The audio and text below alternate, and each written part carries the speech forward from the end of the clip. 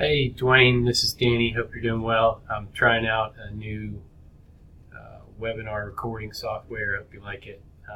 And then I'm also going to show you the web scraping tool. I don't think I've shown it yet to you, and just want to get your feedback on it and see if it's something that we should show the solutions consultant. So I'm just going to do a real quick, it's not going to be a live demo, but pretty close. So we're recording here. Basically, I'm going to show you what Owen's got set up for me, but we'll use the case. So I'm doing, I was wanting to find some radiant heat manufacturers in Tennessee. I ran across an article. This is one of the leading researchers around the world in composites. They put this study out in 2016 about radiant heat ovens and how they process composites really well. You can see there on the left, really nice consolidated fibers, and here you've got problems with voids in the material with a non. I don't know what they're using here, but that's the baseline sample. Okay, so I wanted to know. This got me interested. Are there any companies that process with radiant heat in Tennessee, and maybe they're doing some other process, some other product or industry, and maybe they could start doing composites work. And I could go to Google instead of doing a web scrape, but there's maybe a Tennessee. What I'm afraid of is a Tennessee manufacturer might not be the best at search engine optimization, and so maybe they don't have the best website, and Google may not be able to give me the result I want,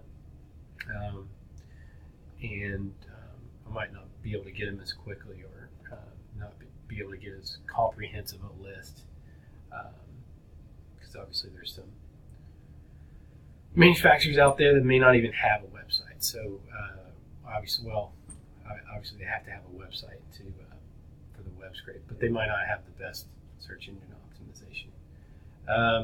So anyway, I'm going to go to, I was going to show you. Here's just a quick Google search, radiant heat, Tennessee manufacturer, and I've got all these different ones. I have no idea of, Dixie Infrared Industrials. That one might be great, but I still don't know really quickly, like, what do these guys do? And so this is basically where web scraping is helpful. So Owen, I'm actually remoting in here. This is a computer in Nashville that Owen set up, super easy. You just open up the software right here, Web Data Extractor, and this is completely legal. It's not even, it's basically just having a computer do the reading of the website instead of you having to scrape through all of it. A lot similar to what Google does. So here's a session. You just click the new session. You load a previous one. That makes it easy. And then change the title of it, and then you put in the keyword filters that you want. You just click filter, and then radiant heat, degrees, mold, whatever words you want to put in here, and then you click save and start. And it's that simple. It starts going through. It's already got all of the manufacturer's website preloaded from the DMB file. So it's only searching for manufacturers. It's not searching for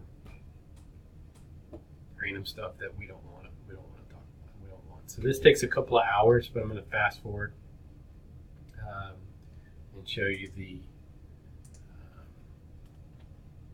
results. So basically, this is what you get, and then so like within seconds of me. Well, I had to do a little bit of filtering here, but not much at all.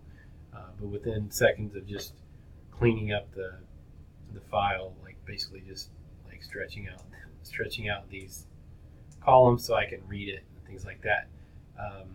I just go straight to the ones that have Radiant, like the top hits. So this website right here has 3 of the words that I was looking for. Instead of like these just have 1. So I'm probably not even going to look at those. But really quickly, I see Fostoria Process Equipment. Click on that, and boom, I found a relevant infrared manufacturer in Tennessee of industrial applications, and obviously from there I can go contact them, and that's how I use web scraping.